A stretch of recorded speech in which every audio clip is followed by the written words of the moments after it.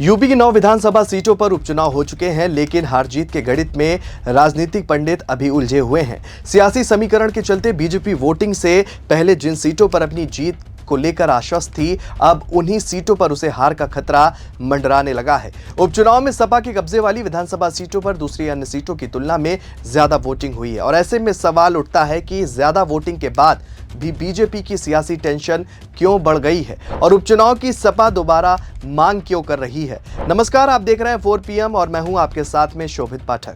UP की 9 विधानसभा सीटों पर उपचुनाव के दौरान सबसे ज्यादा वोटिंग कुंदरकी सीट पर हुई। कुंदरकी सीट पर 57.7% मतदान रहा और ऐसे ही मीरापुर सीट पर 57.1% मतदान दर्ज किया गया। कटहरी की बात करें तो कटहरी में 56.9% मतदान, करहल में 54.1%, सीसामऊ में 49.1% मतदान रहा। अगर गाजियाबाद की बात करें तो बता दें कि गाजियाबाद में 33.3%, खैर में 46.3%, फूलपुर में 43.4% और मझवा में 50.4% मतदान हुआ।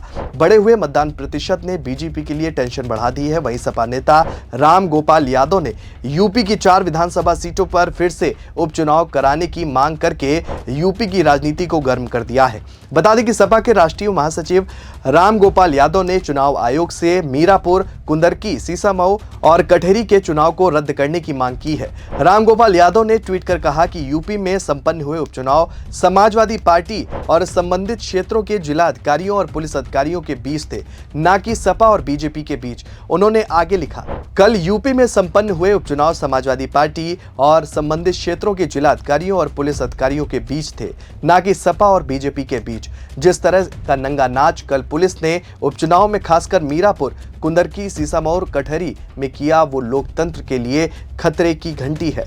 ज्यादती तो हर जगह हुई, लेकिन उपरोक्त क्षेत्रों में प्रशासन ने मर्यादाओं की सारी सीमाएं पार कर दी।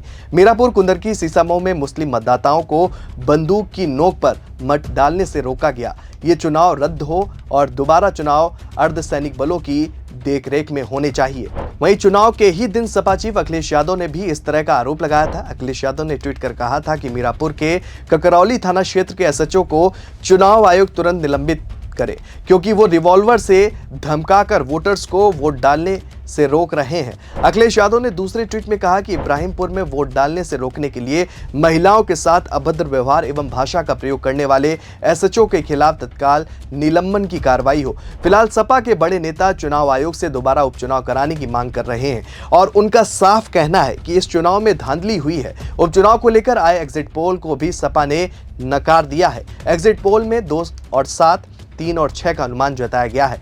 सपा के खाते में 2 या फिर 3 सीटें जाती हुई नजर आ रही हैं, जबकि बीजेपी गठबंधन को 6 या फिर 7 सीटें मिलने का अनुमान लगाया गया है। एग्जिट पोल के अनुमान 23 नवंबर को नतीजे में तब्दील होते हैं तो फिर साफ है कि सपा की जीती हुई सीटों पर बीजेपी कमल खिलाने में कामयाब हो जाएगी, लेकिन सपा खेमा इन एग्जिट पोल को बेकार बता रहा है। अब बात करते हैं सपा के गढ़ की, तो करहल विधानसभा सीट यादव बहुल मानी जाती है और सपा की ये परंपरागत सीट रही है। अखिलेश यादव के इस्तीफे के चलते उपचुनाव हुआ। यहां से तेज प्रताप यादव किस्मत आजमाने उतरे। तेज प्रताप के खिलाफ बीजेपी ने अनुजेश यादव को उतारा था, जो सपा सांसद धर्मेंद्र यादव के बहनोई हैं। करहल में 54.1% मतदान हुआ। यादव समुदाय के वोटर बड़ी संख्या में घरों से निकलकर बूथ तक पहुंचे और माना जा रहा है कि सपा के पक्ष में लामबंद नजर आए। इसके चलते ही तमाम एग्जिट पोल करहल सीट को सपा की जीत का अनुमान जता रहे हैं। सपा ये सीट महज एक बार हारी है और बाद में जीते विधायक को अपने साथ सपा ने मिला लिया था और इसलिए सपा के पक्ष में जाने की उम्मीद भी दिख रही है। बता दें कि समाजवादी पार्टी के राष्ट्रीय अध्यक्ष अखिलेश यादव ने जयपुर में मीडिया से बातचीत करते हुए कहा कि यूपी में हर स्तर पर भ्रष्टाचार फैला हुआ है। योगी सरकार इस पर लगाम लगाने में पूरी तरह से विफल साबित हो रही है। उन्होंने आगे कहा कि लोकतंत्र को सबसे खराब स्तर पर भाजपा ने पहुंचा दिया है। भाजपा को पता था कि वो उपचुनाव में हार रहे हैं, इसलिए पूरी सरकार वोट लूटने में लगी हुई थी। कमिश्नर दूसरे प्रदेश से इसलिए आए कि यूपी में लूट मचाई जा सके। यूपी में तैनात कुछ अधिकारी राजस्थान के हैं, जो यहां से कमाई कर लूट का पैसा राजस्थान में निवेश कर रहे हैं।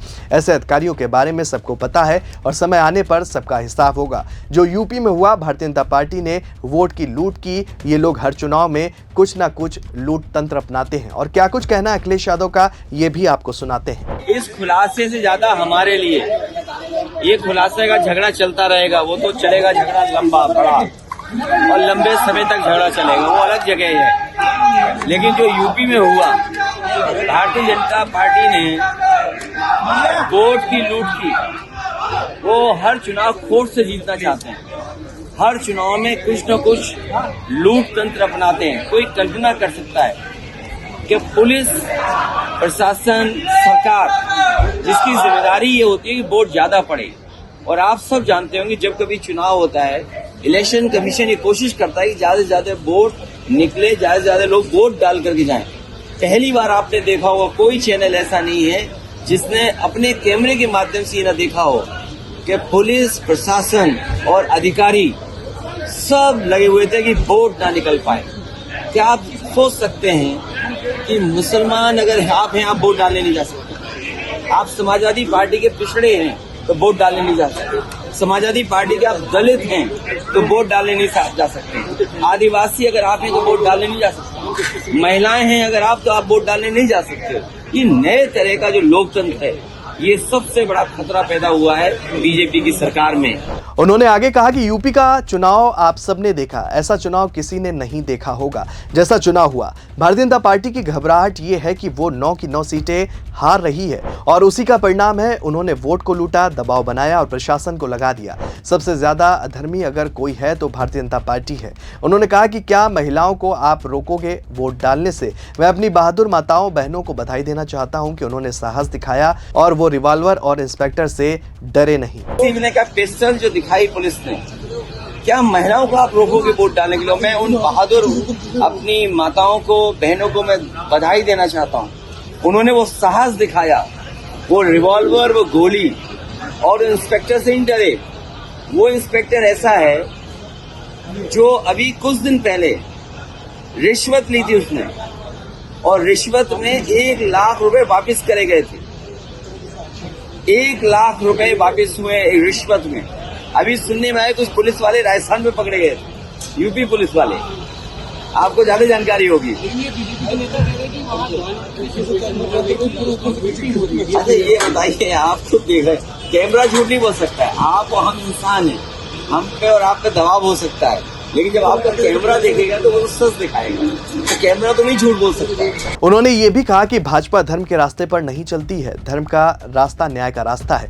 भारतीय जनता पार्टी ने वोट की लूट की है। ये लोग हर चुनाव में कुछ ना कुछ लूट तंत्र अपनाते हैं। सरकार अग्निवीर व्यवस्था खत्म नहीं कर पाई। देश और प्रदेश में बेरोजगारी बड़े पैमाने पर है, महंगाई बड़े पैमाने पर है। जनता इन मुद्दों को लेकर भाजपा को सत्ता से बेदखल करने का मन अब बना चुकी है।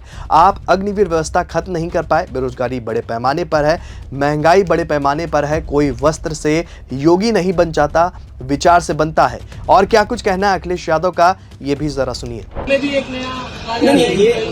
ये चीजें चलती रहती हैं, और यूपी है तो इसलिए जानबूझ के बीजेपी चलाती है। आप अग्निवीर व्यवस्था खत्म नहीं कर रहे हैं। बेरोजगारी बड़े पैमाने पर, महंगाई बड़े पैमाने पर, आपका सरकार पे कंट्रोल नहीं है, करप्शन हाईएस्ट लेवल पर है। तो आप सोचिए ना, तो क्या करेंगे? यही करेंगे जो कर रहे हैं वो लोग। और फिर एक योगी से योगबिंदी करेंगे।